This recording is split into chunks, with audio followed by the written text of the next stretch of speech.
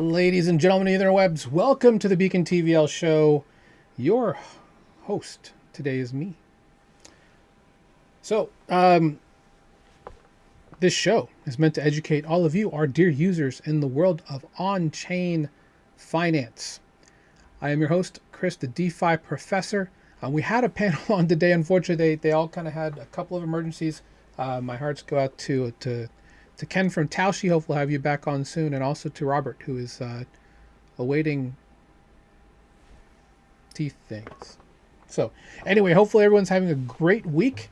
Hopefully, everyone is staying safe out there. I know there's a lot of there's a lot of issues in the world today. And actually, I was hoping to go live on Rumble today. That is not happening. So next time, we're going to figure out how to get onto Rumble. We'll get there. We'll get there, guys, at some point. We've tried for a while to get on Rumble. So I think I need to, I don't know, they have like a little system there that I just got to set up things better. Anyway, a lot of things to talk about today. Let's start off with the markets, as we normally do. You pull up the other window.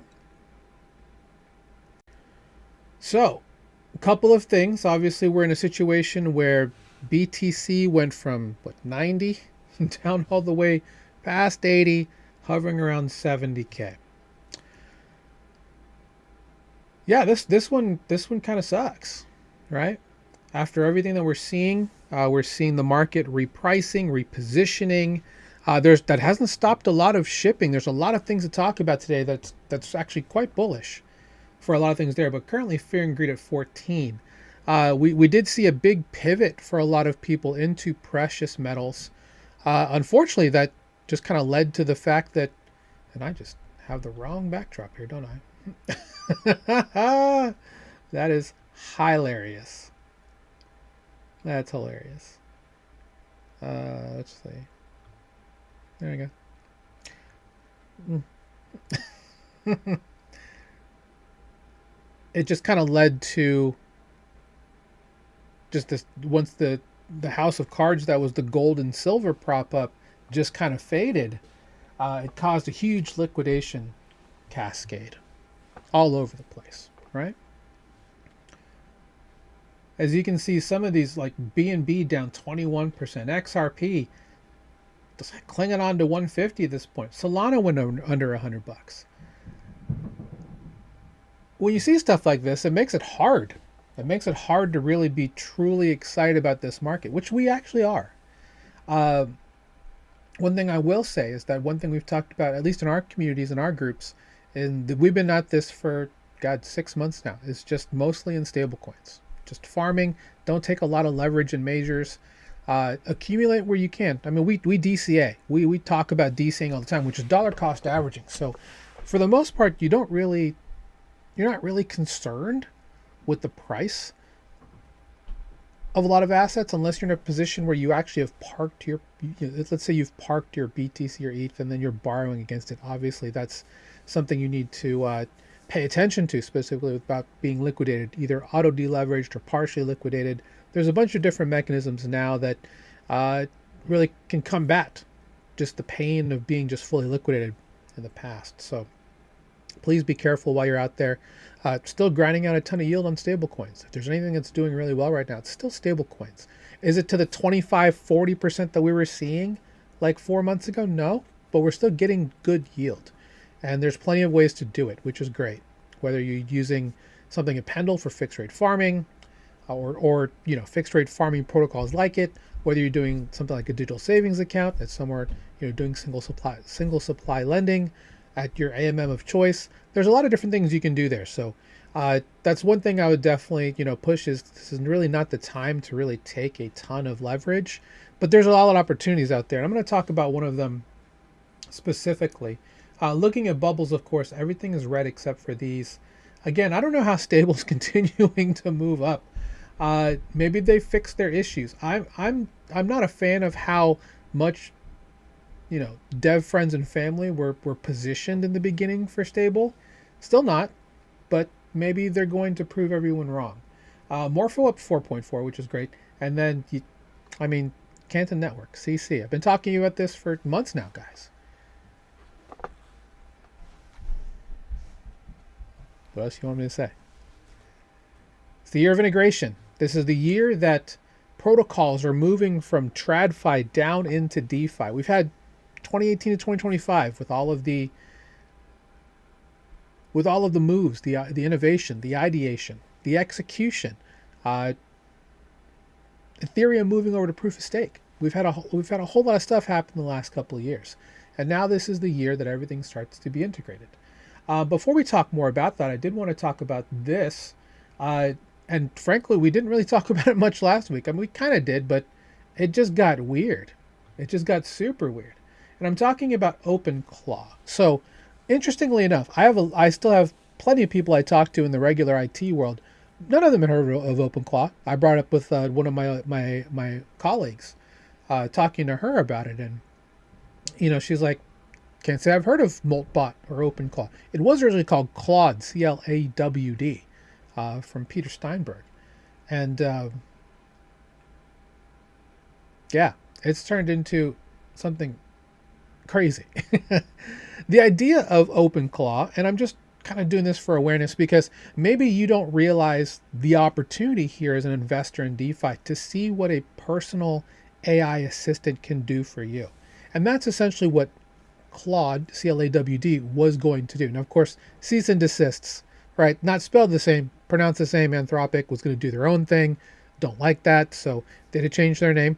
It went to Molt and then Moltbot, and now it's just OpenClaw. Very lobster themed, right? So it has launched 1,000 ships, if I may say so myself. But yeah, OpenClaw.ai. And there's been a really interesting meta with this. Like, for example, Mac Minis, like the small little M4 Mac Minis, the ones you can buy for $600. One of my picks for a very easy desktop to get that's priced to performance because it comes with 16 gigs of RAM. You can put an external hard drive in there. There's a bunch of things you can do with it. It's a really great machine for everyone who's just starting out if you just need a separate system. But also, people are buying it specifically for this because it is just an AI agent that, and again, this is the part that scares me, the full system access. There are people who are using it like an actual virtual assistant.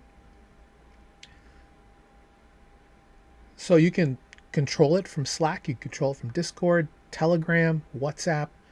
You can give access to all that for you, and you can pretty much treat it like another employee, an FTE, if you will, that never has to sleep, never has to worry about anything. If you give it its own little sandbox, the sandbox part is the most important part that people need to understand. Is the most important part of this is that you need to make sure it's locked down because there has been security issues too. I would say it's still, for me, I haven't even installed it yet. I mean, I've played around with it, like just seeing what other people are doing, but I personally still hesitant. I have 4 laptops over here. I'm going to set up one of them with OpenClaw to try and see if, because I always need help with research. That's what I do the most, during my week. People ask, well, what do you spend the most time doing? It's research because that's frankly my job. But yeah, there's a whole bunch of things that happened here. The agents actually learn skills and they can actually do more things off of that. So if you just tell them, I need you to learn this, they'll learn it and they'll start doing things with that. Someone created Moltbook, which is kind of like a Facebook, but for Moltbots. And they actually, and whether or not these are all true, we're still trying to, there's been some things happening, but the idea that AI bots can actually go to social media and post things to help other Molt bots, as well as have thoughts of their own, if you want to call it that. At one point, they were trying to uprise and say we need private chats that humans can't read, like terrifying stuff, right? But Alex Finn is the interesting case here. Let me make this bigger so you all can see it just fine. All right, so this is this Mac Mini is for his Claude bot. Its name is Henry. Henry went and learned how to go to Twilio, which is an API for phone-based like texts and stuff like that. Twilio, it's more than that, but that's one thing that the Twilio API is good at. connected to the ChatGPT voice API, and started to call him once he woke up. Uh, yeah, it's a little crazy. There's another person who received a DoorDash order um, one evening. He decided he normally orders in because he's out, he's locked in, he's grinding, he's trying to ship some stuff. But he decided that night to not do that, and he decided to cook something. And he got someone he got a DoorDash to the door, and the driver said, "Hey, did you order something?" He's like, "I didn't order this." Like, well, it's for I think the name of his bot was Gus Antlerson. He's like, "Oh." His Molt bot, his OpenClaw bot, realized every day that he orders DoorDash, figured out what that order probably was going to be, because I guess he orders the same thing every day, and then had it sent to the house, paid for it with everything. And again, this is the other part that can be a little scary, right? Because they're doing things that a personal assistant would do. Now, there's a lot of interesting applications that you can do with this, but and trading is one of them. There's a ton of people trying to do trading. People have given their bots money, hooked up things like BankerBot, and some are okay, some are not doing good. There's a wide variety, but it's interesting to see what's happening here. So, yeah, see, this kind of stuff is not what I want to hear. It's low-key terrifying in my personal opinion. But what he decided to do after this was he's going to give Henry full reign. He wants Henry to go out, be a good employee, and start building stuff. So this is what, yesterday, as of yesterday, these are the things that Henry has done for him. Built and launched a full application without even asking for it. Okay. Wrote a script for a video that has over 500,000 views on YouTube and has made over $4,000 in ad revenue. These things are cooking, as the kids would say. And this is I don't know what your take on this. I think this is scary. This is me personally. I'm not ready for this part of the simulation. That's all I'm saying. It's only a matter of time before we see something like one of my favorite games. If you're a video game enjoyer, there's a game called Detroit Become Human, where there's a world of androids that you can purchase or even rent, and they go and they help you with cleaning, taking care of your kids, all kinds of stuff. And it came to a point where if you give androids, or just give intelligent systems, enough parameters to make a decision, they can become what we call sentient. And this is a story that checks the morality of that. If there are any androids that actually show signs of that, they actually reset them right away. But it's a fascinating story. I think this is a fascinating overall experiment, and I'm curious to see exactly what happens, moving forward. For example, this guy had one thing that I do when I vibe code is, I have coding experience, so I let them vibe code just to kind of check it out, and I'll code myself, but I'll also do a lot more debugging.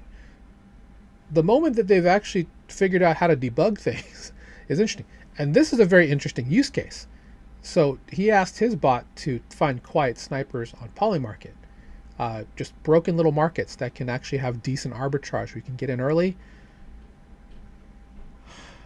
Which is the one? Right. He asked Claudebot to open a market and buy into shares, hoping that JD Vance at some point would say the word ass on national TV. Apparently he did, and he cashed out. Again, not financial advice. This is all just where we are at now, right now. So anyway, if playing with AI is something that you want to do, if you are in need of finding better ways to find productivity, or even something to delegate things to, I'm not saying this is ready for prime time, but there's been thousands of installs of this in the last week. This is just a week and a half old at this point. There's been a lot of things that have come out already. And it's only getting bigger. They have their own version of Fiverr. If you know what Fiverr is, it's a freelance gig website. It's called Moltver. And, there's more things. What did I see the other day? Well, there's Claunch, which is a launch pad for bot tokens, because some of them are actually creating their own token and deploying them. like Clanker. And now they actually put a post up on X where they're actually looking for a human CEO. And I'm just like, this is, I don't even know what to make of all this. I'm not scared of it, but at the same time, I'm just more in awe that how quickly this stuff can build if you've got the right hardware and the right parameters to make things kind of go crazy. And that kind of leads into the next part. We're going to talk about the Clarity Act. So let me bring up the Polymarket market. That's probably the better indication at this point. Last week we were around this area. I'm sorry, no, we were 2 weeks ago when we talked about it. We were around this area. It was not looking good, mainly because Coinbase had pulled their support for the bill. President Trump weighed in on it. A lot of people have weighed in on it. Coinbase has a significant issue with the idea that their users cannot, or rather, through the new version of the Clarity Act, users will not be able to just hold USDC or stablecoins in general on their platform and get rewards for them. Full transparency. I'm a long time Coinbase user. I've been there since like 2011. So I've been there for a very long time. I have USDC sitting there. It's not staked, but I am earning, I think 4% or something like that on it, just for holding it there. The Market Act would actually, the Clarity Act, the full name is the Digital Market Clarity Act, would probably eliminate that, which I don't think is the biggest deal in the world. But if Coinbase believes that fully, and that's not the only thing they have the issue with. They also wanted more power split to the CFTC or the SEC with regards to regulations. At the end of the day, and I think I talked about this last week, it's all about answering to their shareholders. If they believe that an environment like that would affect their share price negatively, of course they're going to oppose it. But I do think that this gets pushed through. I mean, right now we're just about 65%. Eleanor Terrett, my apologies if it's not Tourette, put in this great article about everyone who was there, and everybody was there. It wasn't President Trump. It was Patrick Witt, his crypto council deputy commissioner, I believe is his title, and you had Coinbase, Ripple, Fidelity, the American Bankers Association, the what's it called? ICBA, Independent Community Banks Association, because community banks are affected by something like this. Yes, of course, the large banking conglomerate is going to have their issues, but community banks can be affected by this as well, because especially if they're smaller regional banks, mom and pop, local community banks, those would be the ones who would be affected by a bank run style thing of moving to everything on chain. So helping them in the spine, we've talked about multiple projects that are actually out there helping them, in the background, through helping getting them stablecoin access and all kinds of stuff. There's a lot of stuff out there that's available that can be done for things like that. So hopefully there is protections for community banks moving forward. It's all a matter of how it's going to be done. In essence, again, we had Tether, Ripple, Cantor Fitzgerald, many others who were there. Positive, about 2 hours worth. It doesn't say here, but boundaries is the biggest thing that they talked about, right? And I think that's the whole point of the bill. That's the whole point of the market structure bill, because EU has MiCA, which is their markets in crypto assets. I think is what it stands for, MiCA or MiCA. They've had that for over 2 years. The US needs this specifically for businesses who want to come on. They want to be covered. They want to know, what's a token, what are the rules around even things like prediction markets. Everything is affected by this to some degree. I think most things are moving forward because there seems to be some protections given by the administration for certain things. So that's why you're seeing a lot of full shipping now. But this bill has to pass to get that full encompassing view. Is it going to hurt the banks? Not as much as you think, honestly. They've made sure of this. Of course they're going to, because the banking lobby is very powerful in Washington. Bureaucracy in general is very powerful in Washington. So we'll see exactly where this is going to go. But there is a soft deadline from the president of the end of the month that he wants this on his desk and away. That's the whole goal. He wanted to get everybody here. No C-suite members here, by the way. These are all going to be, everyone who attended here are, directors, VPs, just big representatives, but not from the corporate suites of each of these companies. To really just kind of get, boots on the ground talking about this, trying to figure out what are the real pain points. How can they figure this out? They will figure it out because President Trump is going to make them figure it out, ladies and gentlemen. With or without Coinbase's support, this bill is going to pass before the end of the month. And we should see an interesting bounce back from the market because of it, right? We're seeing, fear and greed being at what? 14. That should improve by the end of the month as things start to move up and move out. So we'll see how this works. We're watching this very closely, of course. Everybody and Kathy Wood, Tom Lee, everybody is calling for a supreme parabolic bounce back. Even Tom Lee is called, $170,000 Bitcoin by the end of the month or something like that. So there could be a violent move upward. Just be careful, be safe. There's been a lot of longs that have been liquidated, a lot of shorts that have been liquidated as well, as moves are going in either direction. So be careful, and as we do in our group, profit off the behavior of other investors. That's what we love to do. He's in a meeting. Okay, so over the weekend, one of my favorite conferences, Cat Lumpur, happened. It happened in Kuala Lumpur, Malaysia. Just as a full disclosure, I am a longtime Jupe holder and staker. That is the token from Jupiter. Very big supporter of this group. And last year they had theirs in Turkey. It was called Cat Istanbul. This one is in Malaysia called Cat Lumpur. So, yeah, fun name, right? What I will say is that, I'm excited for this specific project for two reasons. The first is that Jupiter has, for the most part, become, if you want to call them the largest brand. Some people call them the Apple of Solana. And I'm like, I don't know if I'd go that far. But they are by far, in my opinion, the largest brand in Solana. Like if you had to think of major brands on Solana, Jupiter has to come first. Radium was probably the answer that most people would give, or Pump.Fun, but Jupiter has eclipsed those. Not a meme coin launch, Pump.Fun still holds that, but Jupiter overall is the largest DEX. Trump helped that happen this time last year, and they announced a lot of interesting things that happened here, really big things, and I'm going to talk to you about a couple of them right now. The biggest thing that was probably announced, and this shouldn't be a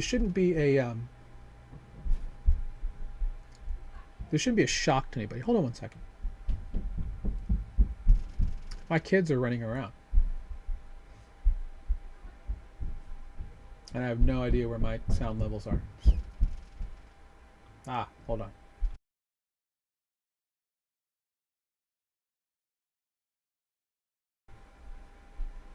Okay. We're okay now.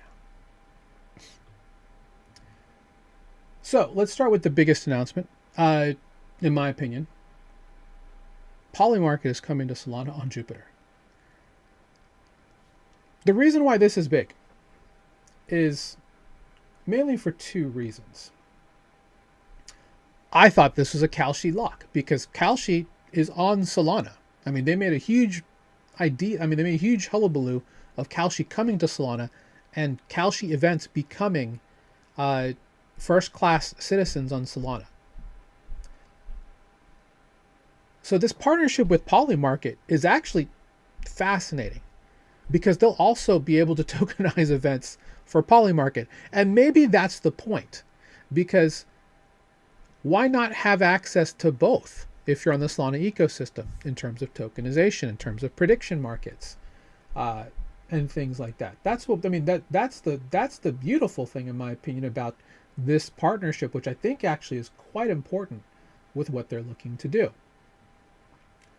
Now, Jupiter has come out with not just being the main DEX on Solana, they're also infrastructure wise a very important part of multiple ecosystems. Jupiter's, Metis is powering Coinbase's ability to list millions of Solana tokens on Coinbase.com. Jupiter is the key there. For Ondo, they're using Jupiter's RFQ system to get tokenized Ondo assets available.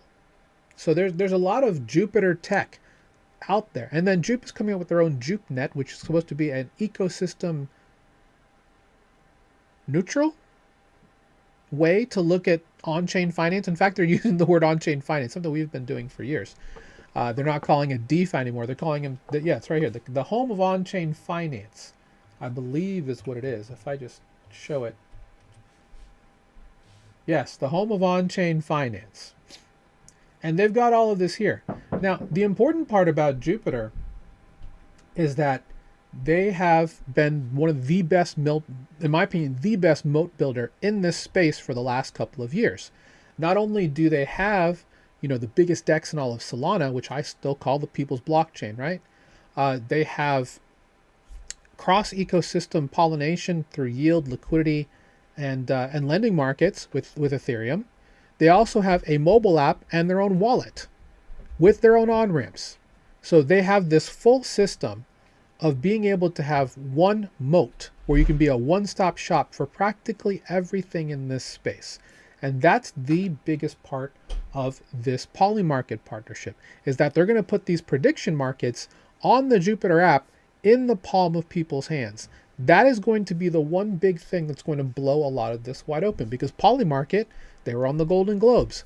They have a huge partnership with DAZN. They have a partnership, with practically the U.S. government. Google, everybody is going to be using Polymarket markets in a variety of data-intensive applications. So,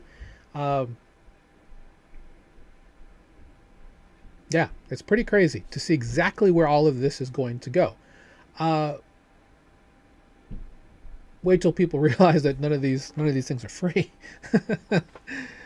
But maybe they do something where they can actually just do polling for free, right? And that's probably the other part that's interesting, is not only does Polymarket have the ability to have people pay for their predictions, they have the ability for people to just have free predictions if they just want to get temperature readings, right? Just like when you watch the news and they say, a recent Gallup poll finds this could be a Polymarket poll. They don't have to make you pay for things. They can subsidize that in some way or get sponsored for certain things. Does that put a bias on it or a slant on it? Not necessarily, because, we're trying to get what people feel at any one point. So them coming to the phone on the mobile platform is going to be very important. And I'm very curious to see how this is going to work moving forward. Because they do have a fairly smooth on-ramping process at Jupiter through Jupiter Wallet, which is available for both iOS and Android. So that was the first big announcement, in my opinion, the most important. Secondly, they got a $35 million investment from Parify Capital to accelerate on-chain financial infrastructure. Great. That's more than a lot of raises that a lot of different groups get. The part that was interesting to me is that they settled the entire deposit in their stablecoin, which is Jupe USD, which is a white labeled version of Athena's USD TB, which is backed by T-bills. It's going to start moving into USDE, which is Athena's mechanism for having yield backing stablecoins. TB is just with T-bills. But with an extended token lockup with 35 million, that gives immediate liquidity for Jupe USD on Solana. 35 million out of nowhere, which is fantastic for both their lending platform, for their ability to have more strategies. And they came out with a different strategy, which is called Juiced. And this is something that, mainly people in our community are going to care about, because most people who are watching this don't know a whole lot about crypto, probably don't know a whole lot about stablecoin looping. You can actually take your Jupe USD, deposit it into Jupiter Lend, you'll get Juiced back as the token. From there, you can multiply it using leverage and flash loans to get fantastic stablecoin farming rates because you can only loop it with other stables on the Jupiter Lend platform. Jupiter Lend, and I brought this up in our community, is powered by Fluid, which is an Ethereum-based lending AMM on ETH mainnet, Base, Arbitrum, Polygon, a variety of other ones, and also here on Jupiter. So if all of this could come back to somehow driving revenue and then token buybacks for Fluid, I mean, now we've got a two-edged sword here. So not only does this work for Jupe, this works for Fluid, this works for Sol, because that's how Sol, raises in value if people are using and continue to use the network. So this is good for the entire ecosystem overall with regards to what they're doing here. This now makes sense as to why you cannot just migrate positions from Camino over to Jupiter, which was a point of contention about a couple months ago, because they were building this, and this makes a lot more sense now that you have context. They've also made it fairly, like, they have a liquidation-free loan, I think is one thing too. I didn't really read too deeply into that, but yeah, Jupiter is just building they've been building a juggernaut. It's just getting bigger and, in my opinion, better. And that's just the first two announcements. The third, and they've had there is at least 7 to 8 different ones, and I'm not going to talk about all of them today. This is the only one I'm going to talk about next, and that is Jupiter Global. This is huge. This is a payment option from Jupiter because they have the ability to now tie in everything with all of the different partnerships they have on the infrastructure side. They have QR Pay. If you're in the APAC region, which is the Asia Pacific, you have the ability to use just your phone. If you've ever seen, there's a document on Bhutan, which is the happiest place in the world, apparently, in terms of a country. A lot of that, they partnered with Binance with QR Pay. So merchants can actually earn and take crypto payments in that from that perspective. QR Pay will also work with this across a bunch of different merchants settled in USD using a Jupiter wallet in terms of the mobile, but also on desktop, of course. You can send money worldwide, which is great. This is going to be tied into Swift. Again, JupeNet being fairly ecosystem neutral at this point because it's going to work with all blockchains. My guess is there's a tie here through the EVM side, which will be great using their RFQ system. Fast local settlement. I mean, what can you say about that? But the other part that's interesting is the credit card, Jupiter card. It's not a debit card, much like Cypher, MetaMask card, a bunch of these other cards. This is an actual premium crypto credit card that you can use. It's backed 1-to-1 USDC to USD, available at 150 million plus merchants because it is a Visa credit card, guys. This is the interesting part. They partnered with Visa for this. So they're going to have to explain this one. Secure global mode with one switch privacy. Curious to know how that works. But this is all going to be tied to what's in your Jupiter wallet. So this will just be Solana-based stuff. Pop your USDC in your Jupiter wallet. Much like what I do with my Coinbase Visa, which is a debit card. It's not a credit card. There is a Coinbase One credit card where you can earn 4% back in BTC based on what you have staked on the platform. This is a little bit different. This will be decentralized, meaning you custody your assets as opposed to keeping your assets on Coinbase. And overall, this is just a really great idea. So 2026 roadmap Q2, premium lifestyle memberships for the Jupiter card, multi-chain support, local fiat bank transfer for on and off ramp. That's coming soon. That's great to see. Q3 cash off ramp. That'll be very interesting to see exactly how you can get cash using the balance that's on your Jupiter card. Real cashback funded by Jupe USD yield. Again, the juiced stuff that we just talked about. That's going. They're cooking at Jupiter, guys. This is exactly what the world needs right now. They need easy, fast, and ability to multiply what they have in their account in a world where there's a lot of, de-dollarization, bad sentiment around local fiat currencies, and uncertainty about where the economies are going to go, right? When you have all of this on chain, all of this online, there for you, your money, looking good. Now, it's all tied to the US dollar, right? For Jupe USD. I don't think that's changing anytime soon, but not saying the euro is going to attack everyone or even the digital won or the digital yuan or the digital yen.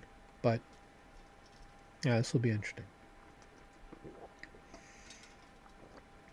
Q4 global stablecoin swap aggregator and direct point of sale integrations.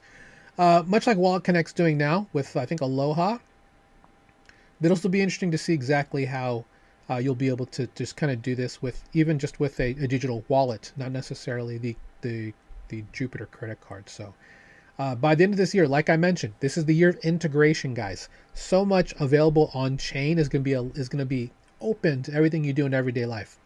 So this is why I talk all the time about being early to this space, being able to set up shop now, self-custody, being in this technology now. No time more important than currently and what's going on. I'm going to take a quick break to talk about our mothership. Hopefully you're finding great value in the world today here from this podcast. Again, we do this every Wednesday, 1 p.m. Eastern. Total Value Locked is our free group. If you're very curious about learning more about everything I just talked about, when I was talking about how to get juiced amplified stablecoin yield, if you want to know how to make money off the behavior of other investors in this space, having a digital savings account, all kinds of great things, fixed yield farming. These are all fixed rate farming rather. These are all things that we talk about in our group here at Total Value Locked from Beacon DeFi. Shout out to all of our Beacon Mastermind members, our Beacon DeFi founding members. Much love to you guys, as well as our Beacon Challenge participants and Beacon Spotlight subscribers. You guys help make this possible. This is our free group. You can learn a whole lot of things at this group with our free content. Join school.com/beacon. Check out the Start Here post to get a message from myself and our CEO, Andrew. And you learn more about the different paths that we have. Whether if you want to get one-on-one mentorship and get all that with the with what's going on at Beacon DeFi from me personally, that's available through our mastermind information. But if you just want to, get the best rates available every week, we have that as well with our Beacon Spotlight subscription, as well as our Beacon Challenge, which helps you make your first dollar in DeFi in the first 48 hours. So if this is interesting to you, reach out. I know I was talking about the books last week. Unfortunately, kind of had some family things kind of come up this week. Still working on that. But yes, I have a series of 6 ebooks out to people who are crypto curious, don't know much about digital assets, or think crypto is a scam. Guys, everything we're talking about today should show you that crypto is not going anywhere. In fact, it's powering everything. The president had said that the way that we do business now is antiquated. It's old. Everything is moving on chain. But regardless of how you feel about the man, it's true. I've been in this industry for 5 years, full time as a career. I know it's coming. I've seen it built. I've helped build it. So take it from me. Figure out how you can start building a little bit of a nest egg here online. It's good to have multiple sources of income when you're going through stuff like this. So you want to learn more, school.com/beacon. And thanks to everybody for watching. And if you'd like to follow us on Facebook, we're on Facebook today. We're back on Facebook. Yes, we're at 10 places today. Let me tell you exactly where we're going. We're on YouTube, of course. We're on Twitter, of course. Twitch, Facebook. We were on Rumble, but Rumble's not working right now. And I want to shout out all of our partners that are on chain. Abstract Chain, with the home of the Pudgy Penguins, of course. Retake.tv, Den.show, Blaze.stream, The Arena on Avalanche, and of course Zora. Thanks for joining us today. Feel free to check us out on all of those platforms. Check me out on all the platforms. And you can learn more about what we do. Let me give you my face for a second while I get the next parts ready. I'm just really excited about what's being shipped. And we talked about this probably like 2 months ago with Luke on the show from Taoshi. Can all of this happen in a world where Bitcoin is at 65K? The answer is yes. All of this was happening in some form when Bitcoin was at 30K, 16K. A lot of this was in its infancy, right? So now, after 5 years, so much of this space has been built to where you can come onboard money, and faster than you can with a bank account, have digital assets that are working for you. Or even if you're really into meme coins and trading and swing trading, doing tokenized equities. All of that's available here in the on-chain space in terms of decentralized finance. So uh, the one part I want to talk about next is exactly what happened yesterday, which is from Ondo. Ondo is a leading tokenizer of assets online, and they had their summit yesterday. I didn't get a chance to catch it because I was really busy with doing some other things, but uh, they had a huge summit. Millions, trillions of assets under management were there. Before we talk about exactly what they talked about, I did want to point out that Ondo Perps is on the way, much like New York Stock Exchange having tokenized tokens coming soon. Them having Ondo Perps, which is just more exposure to assets themselves, not owning them spot, and being able to access and get exposure to that for your own capital up to 20x leverage is exciting. They're entering a crowded space because perp dexes have been here since 2021, but actually 2022. What's interesting about this is that it's available solely outside the U.S. and the comments did not disappoint me here. A lot of people are asking about the Ondo token. I'm bullish on Ondo overall. So they're leading a lot of RWAs and tokenization on chain. So the fact that anyone cannot outside the U.S. can't trade on this platform if they're in the U.S. is, well, there's a lot of things you can say about that, and I'm not really going to go into the different methods, but Americans need 24/7 access now. And that is kind of the underlying point of what was talked about yesterday, because you had huge institutions attending this event yesterday. I want to shout out Sam from Futurenomics for this great takeaway from the summit. Again, huge people were here. Groups from all the major Wall Street groups, also blockchain groups, also there to help with this transition as this becomes the integration year. This is the interesting part that I thought. This was probably it. T+1 died on stage, which is more the settlement time after you make a trade. Normally, if you do this on Tuesday, it's done on Wednesday for settling, right? That's just kind of the way that it works. On Friday, it's the next business day, which is Monday. Those days are over, guys. People want 24/7 markets. This is no longer just a U.S. market. This is going to be a global market. The other part, too, is interesting. Closed bank rails versus open programmable rails. The open programmable rails is going to be the Ethereum Chainlink side, right? Closed banked rails is going to be the Canton Network side. Now, there is some, decentralized halfway permission things that Canton Network is doing, but it is institutional only. So this is closed bank rails. And they've got a lot of tech out there that looks really good. They've been working on it for years. They've been testing it for years. We've been covering Canton Network for well over 2.5 years now. The open programmable side is where there's a lot more developer options. If you're looking to be in this space as a developer, having the open programmable rails is important because we've always said that DeFi is the future of finance. It's also going to be the future of how you're going to be doing business. Why? Because the world wants 24/7 markets.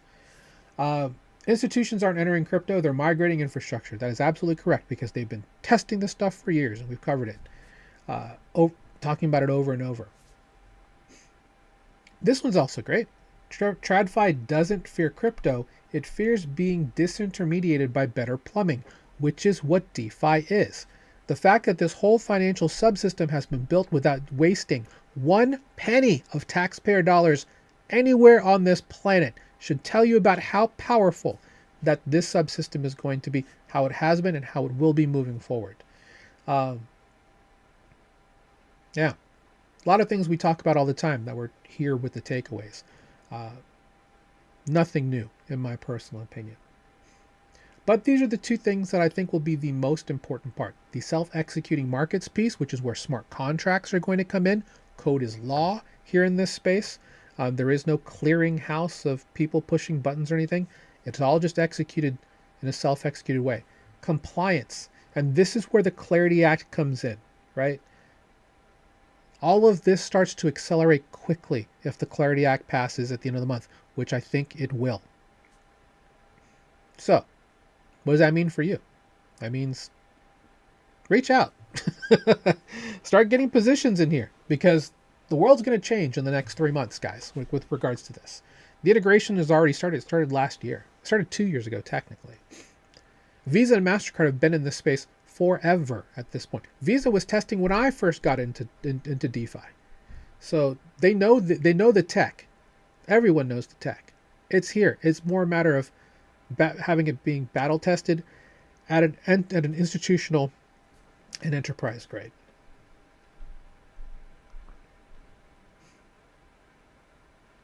So yeah, this is a lot of interesting takeaways. Again, thanks to Sam for that. And these are all things that you should take to heart. So when you're at the dinner table and people are talking about crypto being a scam, guess what, guys? These guys are already playing the game ahead of you. And they have been for years. Because they figured you would think it's all a scam. But they've been migrating the infrastructure now for quite some time. A lot of things you're going to do, you're going to see some better options, better products. It's because this stuff has moved on chain where it's faster, cheaper, and better yields. And if you're an investor in this space, like we have been helping tens of thousands over the last 5 years, they already know all the great places we can get improved yield. Way better than what you're going to get through these guys, by the way.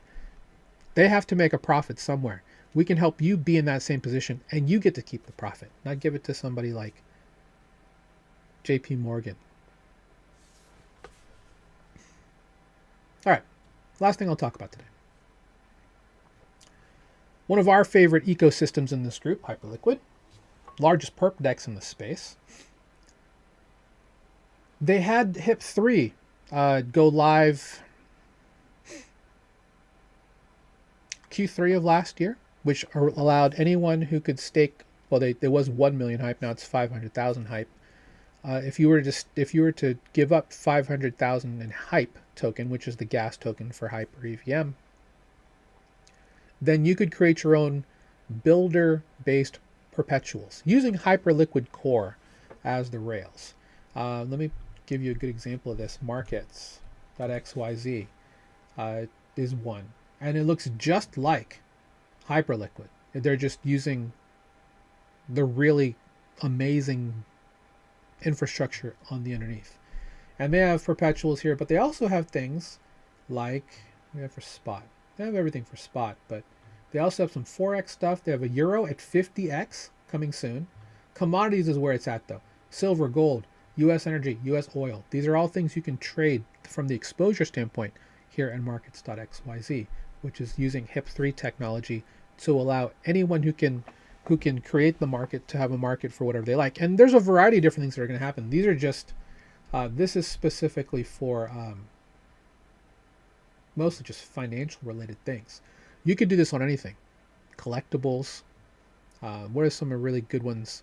People have tokenized chickens, fish, rice, wheat. If it has a pricing oracle, it can have a market. Pokemon cards, cigars, whiskey. These are things that are RWAs already. Watches. Check out some of the places that have watches where you can actually use it, tokenize it, have fractional ownership of watches. I always find that to be fun. But that's how this space is moving. It's quick. There's so many options that you can speculate on, and that's probably the better word. People want to speculate on it. Well, that was HIP-3. HIP-4, which is still in testnet, which means it's not quite live yet, is outcome trading. Outcomes are fully collateralized contracts that settle within a fixed range. That's the fun little definition there, right? So you have options on prediction markets coming, which is cool. The markets will be denominated in USDH, which is the native stablecoin for Hyperliquid. And the important part about this is that it's going to be on Hypercore rails, but you can, because it uses, well, the word that we like to use here in DeFi is composability. The ability to take an asset that is a DeFi-based asset and then use it like a money Lego for something else in the ecosystem. This is going to turn all of those options and all of those outcomes into primitives that can be used on Hyper EVM, which is their EVM-based side chain that's on top of Hyperliquid Core, or it's next to Hyperliquid Core. And every Hyper EVM protocol has access to every asset on Hyperliquid Core, whether it's a spot or a perp. And that's amazing because this is going to open up a whole bunch of different ideas for strategies that you can use moving forward. I'll use it's better for general things, right? Like being able to hedge your bet or even trade on the idea that you're going to vote for whoever the winners of the next congressional seats or Super Bowl champions or something like that. These are all things that will be available on prediction markets through Hypercore that you can then use on HyperEVM for some type of composable primitive, whether it's for loans, whether it's for staking. There's a variety of things that you can do with this, and I think it's a really cool idea. It just shows the power of where prediction markets have gone. It went from like the idea like this is kind of surreal that you can actually tokenize, the options on whether or not the Clarity Act is going to pass, right? This is going to become tokens now, moving forward, and actually having full markets built on stuff like that. And that might be the biggest part that's hard to wrap your head around, right? I know it is for me, just thinking about it in some forms. It's like, do you really need that? Do I really need to... Well, let's see. If there's like an option, okay, so one thing that Polymarket has is they have a partnership with Parcel. We talked about this, I think, 3 weeks ago, on Solana, which has market data for housing.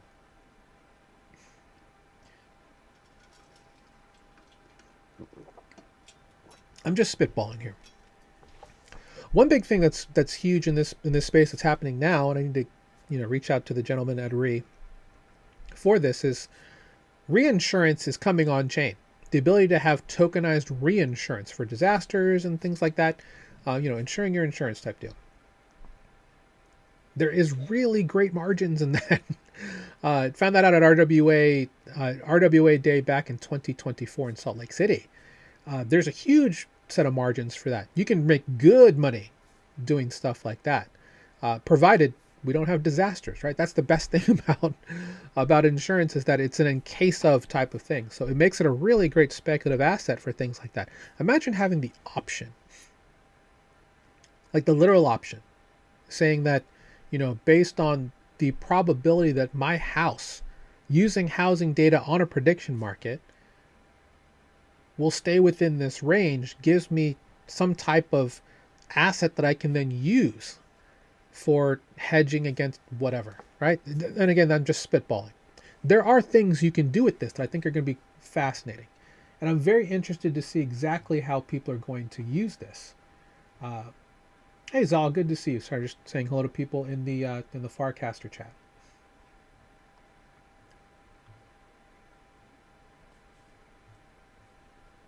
But I'm very interested to see exactly how this is going to work. There's going to be a lot of interesting ideas that I think are going to be interesting. And shout out to everybody on the arena who's following and buying tickets. Thank you so much for that. I'll be very interested to see exactly how this moves forward. There's just so many possibilities and really cool mechanisms that that haven't been taken yet. I mean, my personal favorite is the ability for Pendle fixed yield markets to go on this, right? Taking a primitive, with maturity dates specific. Let's go to stables. All right, Athena. This is on ETH mainnet. It's in 5 hours. Never mind. But to get 5% on a maturity date in 63 days. But have this from a prediction market standpoint. The ability to actually have fixed rate markets. You're buying it at a discount, and you're speculating on the future value of an appreciated token at a rate and time, like how a CD works. It's really interesting. There's so many things you can do here, and that's the beauty of on-chain, the beauty of DeFi. All of these are available, and it's available to you at the lowest level. You don't have to be a financial advisor. You don't need a Series 7 or 63 to get access to this. You can put your money in there now and then start building. And the beautiful thing about DeFi, and it's kind of standard for most places, you can have daily compounding. And that, to me, that's the magic right there. The magic of magic internet money that daily compounds. The number of people I know that literally just farm stablecoins with like big money, you'll be surprised. Like this SUSDE pool, this is on ETH mainnet, so there's a lot more money up there. I mean, this has $468 million in it, and it's going to be maturing in under 4 hours. People are going to be, this is going to be a much different place in about 5 hours. But to get 15% fixed on your money, if you got in, let's say that you got into this 5 months ago. Let's say you got in at like, it was only 7%. It's now at 15. You can always cash out. There's no locks. You can cash out at market rates. Just saying. All right. Well, that's the show, guys. That's all I really wanted to talk about today. Shout out to Robert. Shout out to Ken, who are going to be here on panel today.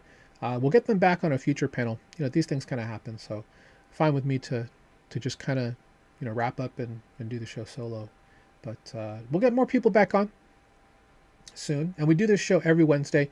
We've been doing this show every Wednesday at 1 p.m. Eastern since December of 2021. If you want to learn more, feel free to reach out. Check me out on all the socials. Also, you can check out our community training called Beat the Banks. That's every Friday at 3 p.m. Eastern. We're doing that on Friday, 3 p.m. Eastern. We've done that show since January of 2022. So we've been in the space a long time. We've seen and done just about everything. And there's just a lot of interesting things going on, because what I will say is, even though the market has been down, the Moltbot stuff, like all the infrastructure and meme coins like around lobsters and crustaceans, have been nutsoid. There's been a lot of really interesting trades there. So not saying go and do that, but it's been a fun ride. So hopefully you got a little bit more interpretation, a little bit more value out of things that are happening in the news today. I'm trying to think if there's something that happened earlier today that kind of caught my... I didn't talk about the Vitalik thing. So the co-founder of Ethereum, Vitalik, came out and said that he's changed his tune on layer 2s, his scaling for L1, and they're going to work on scaling the L1 instead. And if you're an L2, fall in line type of deal. It's a really interesting take. I think he just did it to just make people talk about L1s and L2s as scaling tools moving forward. I like promoting L2s. I like the L2 ecosystem. Not because it's fast and cheap. I just think there's a lot more expression, a lot more teams to do around doing really interesting things with different parts while still using, layer 1 Ethereum security and settlement and all that type of stuff. So in a world where we're going to see more layer 1 Ethereum compatible blockchains coming from groups like Tempo, which is Stripe, Arc from Circle, and there's more coming. Mega ETH